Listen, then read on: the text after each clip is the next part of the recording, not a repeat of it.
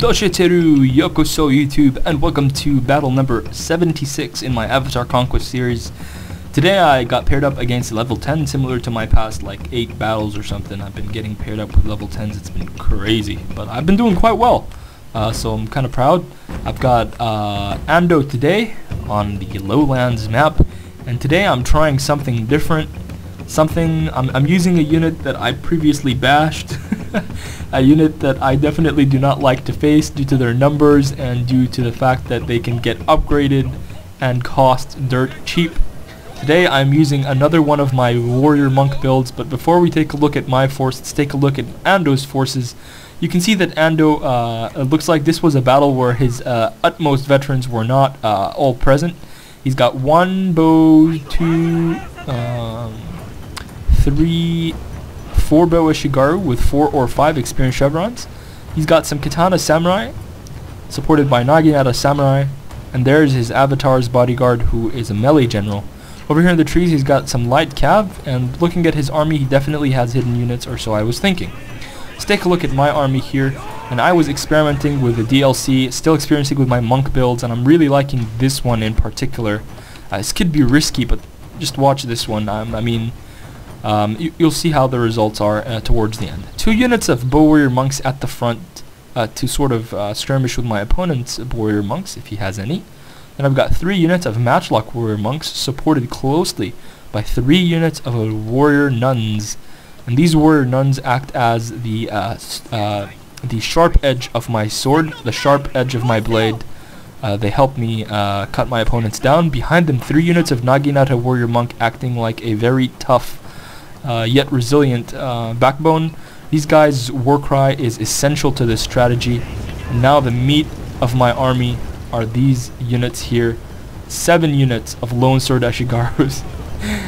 And they have no experience chevrons. So talk about bringing a lot of men. These guys are numerous. They have 2 units of Yara Ashigaru, and the Kage needs to stay alive at all times for this strategy to work. If he dies, it becomes really if he dies early on, it becomes really difficult for this strategy to work. So there he is with his awesome white costume. So he is standing here, and you can see now that I have sent up my bow warrior monks to start skirmishing with my opponent, who is going to run into the river here, and I'm going to flame his men as they run into the river, because I know that now their speed is going to be less, so they won't be able to really avoid my flaming arrows. You can see that I'm taking good casualties off his men, but he is concentrating his fire on one of my bow warrior monks, and that's causing damage. He's also sent his light cav behind my troops here, and I knew they were there, and I was going to keep an eye out on them at all times. And you can see here I'm going to do a fake charge, running all my Lone Sword Ashigaru forwards, and right behind them the Matchlock contingent of my army. And this is a strategy I tend to employ.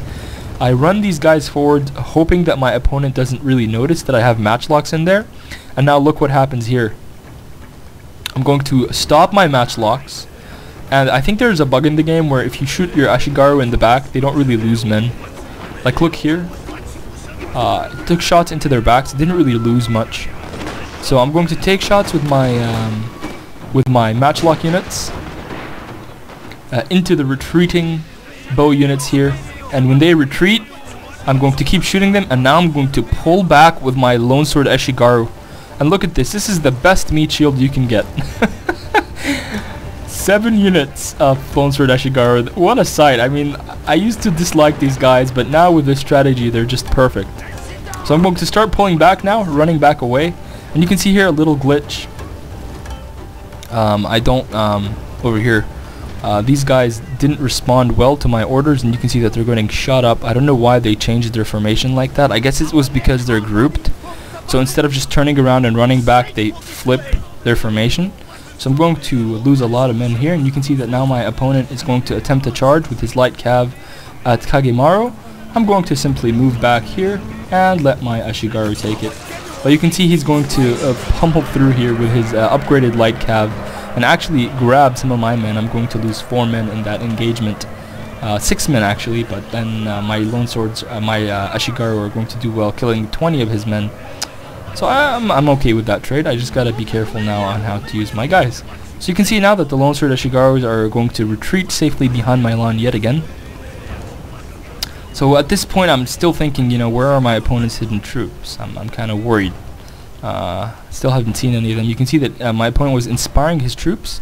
You can see one down 96, 37, 37, 34, 90. So for 2 to 4 units, obviously the 4 Ashigaru units would beat 2 warrior monks. I didn't have any intention of skirmishing, of kiting with my opponent, because this strategy is all about weakening his bows as much as I can. You can see that I activate Inspire here to make my guys shoot a little bit faster. And now it's time for my Matchlock warrior monks to go forward and do their job. Now their job would obviously be to try and absorb an enemy infantry attack. But since I know my infantry can easily outweigh my opponent's infantry, I'm going to actually use them to kill some of my opponent's bows and secure my forces. Over here you can see that there are 2 units of Grade Guard, and this is 1-5 and 1-7, so this is where the rest of my opponent's money is. I'm going to keep my Yari Ashigaru close to my general, and now here comes the glorious Lone Sword charge, and I'm going to explain this strategy to you right now. The key feature in this strategy is to use the combination of wave tactics and the fact that I have different types of units that do different things. The Lone Sword Ashigaru line, composed of 7 units, is basically the biggest sort of meat shield you can have. You can see here they're absorbing missiles. They're going to be able to basically pummel through anything like bow units, even Lone Sword, even Yari Ashigaru. They're going to be able to pummel through that and not get my heavy elite unit stuck on them. So that's their job. Their job is to run forward and secure a path for the rest of my units to run through. You can see here that they're going to be running forward. Again, if my opponent had any matchlocks now, they'd be the ones taking the fire, not my elite units. You can see now my opponent committing a charge here. That's where my units are going to stop. And now this is where the second part of my strategy is going to come in place. After I bog down my opponent, my warrior nuns are going to come in and start to clean up. You can see here that my opponent is trying to do a charge towards my general, but my Yari are doing a good job at fending him off. And now the final part of the strategy is moving my Naginata warrior monks in, and I activate Warcry on all 3 of the units, which means that all my opponent's infantry are now under the effect of Warcry. This means that they're going to be cut down by warrior nuns, going to be affected by Warcry. I'm still shooting them with matchlocks, and with my general still alive, those Lone Sword Ashigaru are going to start rack up the damage, even on the most veteran units, due to the fact that they're just so numerous. So here comes Matsuda Kagemaru, still alive, and you can see here that my men in the background are running from the battlefield indeed, and you can see here this Grade Guard unit almost coming close to catching Kagemaru. I'm going to dispatch one of my Naginata warrior monk units and try to catch these guys here. You can see that he is getting stuck. You can see I'm using these guys just to shoot at blank range here, and I'm going to use these guys now to hit the back. So you can see that these superior sword units are just crumbling under the weight of here they're crumbling towards the Naginata warrior monks, but over here they're just crumbling under the weight of the extreme Lone Sword Ashigaru veterancy. Extreme Lone Sword Ashigaru numbers. My general there gets injured, and now I was worried at this time, but really once I looked at the battle again, I was like, well, there was no reason for me to get worried, because he basically had nothing left.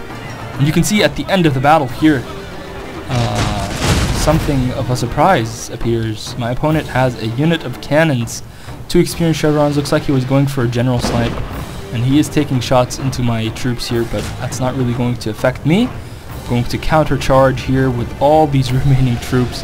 But look at that. Look at how many troops I have left, guys. That is the strategy. It's absolute swarming your opponent. The strategy can be countered really well with a frontal cavalry charge. It can also be countered really well with a frontal infantry charge if your opponent has the proper infantry. But then again, the odds of them having, you know, superior infantry on all fronts is quite not very likely. So this is a infantry grinder. You'll be able to cut down pretty much any sort of infantry that you're up against, and hopefully your lone swords will absorb enough arrows and missiles. And if you have a leadership general, that makes it better. And if you have the Ikko-Ikki retainer and the retainer that reduces the costs of Yari Ashigaru, of Ashigaru units, this becomes a really formidable cheap build that you can use that has really great effects. And this was a level 10 general, and I was a level 8 and he had obviously the quality, but I had the quantity, and it looks like for this occasion the quantity has won against the quality. So I hope you guys learned from that. I hope you guys enjoyed seeing the new units in combat. The warrior nuns, they're being pushed around by the huge Conquest over here. Just look at how many units I have left. I was really surprised to see how many men I had left, but yeah.